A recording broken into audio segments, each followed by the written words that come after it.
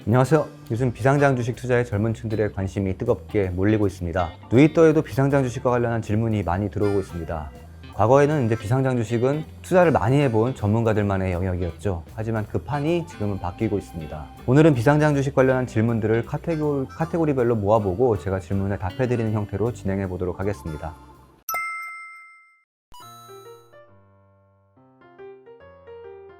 아니죠. 저기 외부감사, 회계법인의 외부감사를 받는 기업만 수십만 개인데 그 기업들이 다 시장에서 거래되고 있는 건 아니겠죠. 주식시장도 똑같이 시장입니다. 우리가 뭐 시장에 사러 갔는데 물건이 안 팔고 있을 때가 있잖아요. 그랑 똑같습니다. 팔겠다는 사람도 있고 사겠다는 사람도 있어야 합니다. 우리가 아무리 사고 싶어도 팔겠다는 사람이 없으면 시장이 형성되지 않죠. 예를 들어 LG에너지솔루션은 지금 현재는 LG화학이 지분 100%를 다 가지고 있습니다. 그래서 LG에너지솔루션을 사고 싶은 투자자가 있더라도 매물이 없기 때문에 아무도 살 수가 없겠죠. 장외에서 주식을 팔고 이 사람들이 뭐 38커뮤니케이션이나 증권플러스 같은 플랫폼에서 매물을 내놓고 거래되기 시작하면 그때부터 이제 시세가 형성되고 시장이 형성된다고 볼 수 있을 겁니다.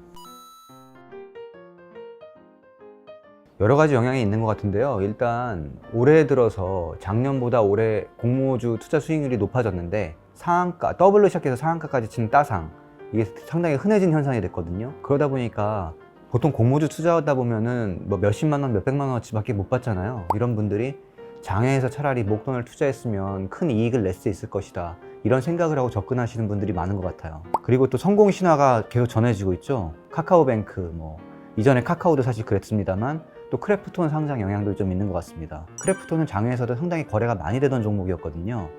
이제 크래프톤의 자서전격인 크래프톤 웨이라는 책이 나오기도 했는데 이 회사는 참 굴곡이 심했습니다. 천문과 네오이즈를 창업한 장병규 이장이라는 분이 2007년 3월 설립한 회사가 크래프톤인데요. 2007년부터 시작해서 2017년까지 중간에 흑자를 낸 적은 있습니다만 제대로 유의미하게 이익을 냈던 적이 없는 회사였어요. 이런 기업인데 2015년에 지금은 이제 주식 사기꾼이라고 하기엔 좀 그렇지만 아무튼 그런 혐의로 징역을 살기도 하셨던 이제 이모 씨라는 분이 계신데, 이분이 그 크래프톤 주식을 장외에서 떼다가 대량으로 팔면서, 그래서 장외에서 사실 크래프톤 주식을 갖게 된 사람들이 많았거든요. 이 당시 가격을 좀 설명을 드리면요, 이모 씨가 당시 자본 잠식이었던 크래프톤, 당시 사명은 이제 블루홀이었는데 8,000원에 팔았다 그래요. 지금 기준으로는 4만 원입니다. 이 당시 시세가 사실은 자본 잠식이기 때문에 기업 가치는 주당 한 500원 이 정도로 보시는 분들이 많았는데 8,000원에 강매한 주식이 지금 시세로는 거의 뭐 지금 50만 원을 왔다 갔다 하죠. 이 정도의 수익률을 냈기 때문에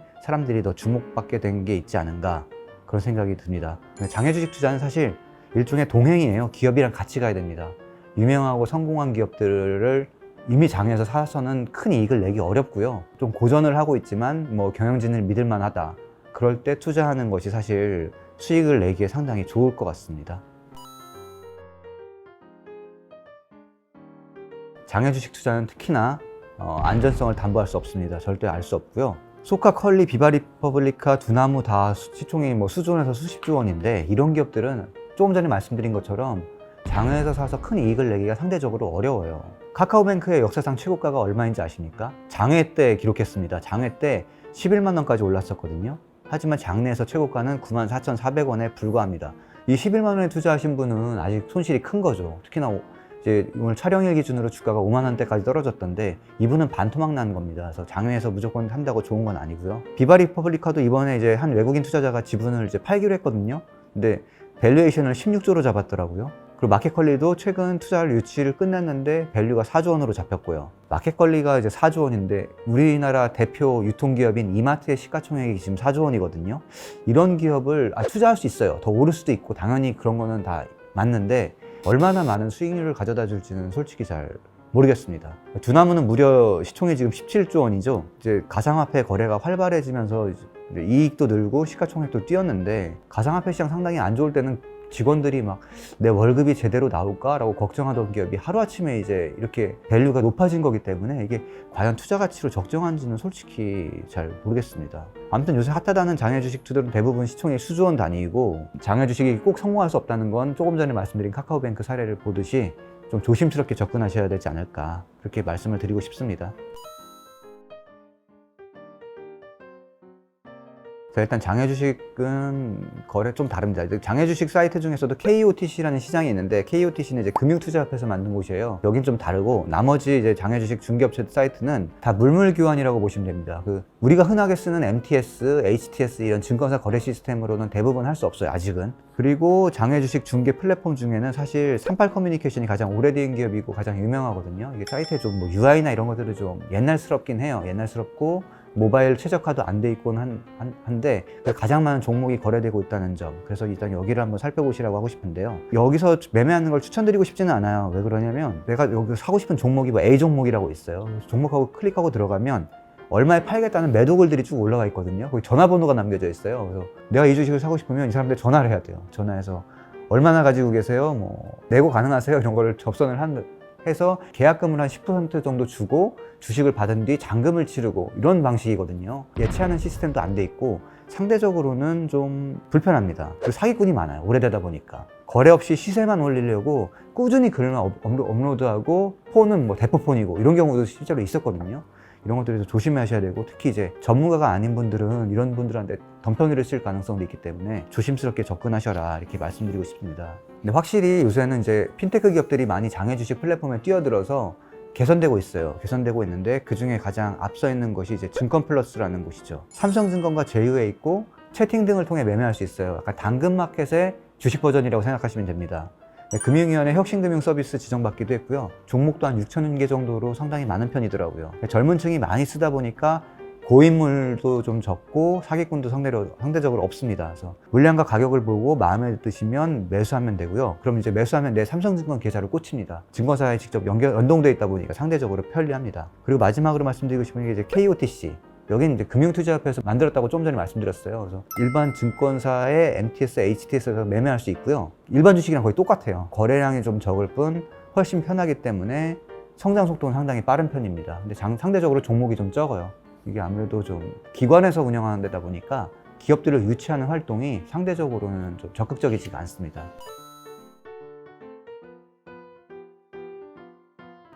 굳이 이제 우선순위를 두자면 저는 이제 상대적으로 사용하기 편리한 증권플러스나 KOTC를 많이 쓰시라고 권해드리고 싶고요. 38 커뮤니케이션도 이제 그 다음 순위로 고려해 볼 만한데, 근데 시장에서 가장 중요한 건 이제 물건이 있느냐 없느냐잖아요. 저 오면서 봤더니 두나무 같은 종목은 증권플러스에서는 거래가 활발한데 또 38 커뮤니케이션 없더라고요. 내 시장에 내가 원하는 물건이 파느냐 안 파느냐 가장 중요하고, 편리함과 이런 것들은 그 다음 문제인 것 같습니다. 이거 진짜 사실 정말 어려운 질문이거든요. 기업 가치를 측정한다는 게. 그리고 이제 좋은 기업이냐 아니냐는, 벤처 캐피탈 투자를 받은 곳은 좋은 곳이에요. 근데 이게 그렇다고 해서 좋은 투자 상대인지는 잘 모르겠어요. 여러분도 아시겠지만 벤처 캐피탈들은 투자할 때 뭐 1차, 2차, 3차, 4차 이렇게 하거든요. 대부분 밸류를 높이면서 추가 투자를 받아요. 만약에 내가 지난번에 VC를 투자할 때 1조 원의 기업 가치로 투자했는데 그 다음에 5천억으로 투자를 받는다? 그럼 이제 기존에 투자했던 VC들이 반발하거든요. 그래서 기본적으로 계단을 쌓아 올라가듯이 밸류가 높아지기 때문에 VC 투자를 많이 받으면 그만큼 거품이 있을 가능성도 상대적으로 높아요. 그리고 사실은 VC가 들어간 기업들은 상대적으로 고수익을 내기는 또 어렵지 않을까, 이런 생각도 좀 듭니다. 왜냐면 다 그만큼 검증된 기업이기 때문에 먹을 수 있는 룸이 좀 적죠. 크래프톤도 배틀그라운드 대박 나고 나서 이미 2019년에 현재 주가 기준으로 40만 원을 넘었었거든요. 그때 샀으면 장에서 2년이나 일찍 샀음에도 지금 아직 거의 똔똔인 거죠. 그래서 VC들이 많다 그래서 꼭 하지는 말라고 말씀드리고 싶고요. 처음에 말씀드렸잖아요. 장외 주식 투자는 동행이라고.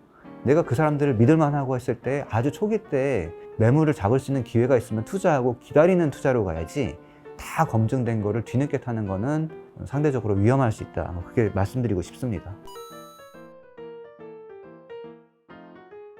저는 제가 카메라나 이런 거 잘 모르니까 카메라를 만약에 산다 했을 때 이게 적정가가 얼마인지 전혀 모르거든요. 그런 상황이면 잦은 검색을 통해서 최저가를 검색해보고 판단을 내리실 거 아니에요? 주식도 똑같습니다. 그래서 내가 이 종목을 사려고 하는데 뭐 삽니다 팝니다 가격만 보고 판단하지 마시고, 다른 플랫폼에서는 어느 정도 가격이 됐는지 이런 것들을 꼼꼼히 살펴보셔야 매도자한테 사기당하는 걸 사실 피할 수 있고요. 그러니까 장외기업은 사실 감사보고서나 이런 것도 완전히 믿을 수 없어요. 상장 이후에나 이제 회계감사를 확실하게 하지, 비상장일 때는 적극적으로 이렇게 회계법인들이 달라붙지 않기 때문에 그것도 사실은 조금 어느 정도는 좀 감안하셔서 살펴보시라고 말씀을 드리고 싶고요. 홍보 곡선 기사가 너무 자주 나오는 기업들도 좀 조심하셔야 될 것 같아요. 이게 불특정 다수의 그런 이름 잘 모르는 마이너 매체에서 자꾸 이제 뭔가 장외 주식 투자를 좀 유도하는 듯한 기사가 나온다 싶으면 좀 조심하시고요. 신문 광고는 사실 특히 걸러 보셔야 됩니다. 정말 좋은 기업들은 신문에 주식 팔라는 광고 자체를 할 생각을 안 하거든요. 근데 요새 장외 주식이 좀 활발해서 그런지 몰라도 경제지 보다 보면 광고가 많이 뜨더라고요. 그래서 그런 것도 상당히 조심하시고요. 다트라고 이제 금융감독원 전자공시 시스템 들어가셔서 기업이 조회되면 상대적으로 좋습니다. 거기는 외부 감사도 받는다는 뜻이고 조금 검증된 기업들이 많으니까 그런 것도 한번 보시고요. 그리고 세금도 사실 장외에서 사서 장외에서 팔면 10에서 30%의 세금을 내거든요. 이거 생각을 못 하셨다가 나중에 이제 덤터기 쓰시는 분들이 있으니까 이런 것도 이제 감안해서 좋은 장외 주식 투자 하시길 바랍니다. 오늘 방송은 여기서 일단 마치고요. 다음 편에는 이제 비상장 주식 시장 핫한 종목들 위주로 다시 한번 살펴보겠습니다. 감사합니다. 흥민 아빠였습니다.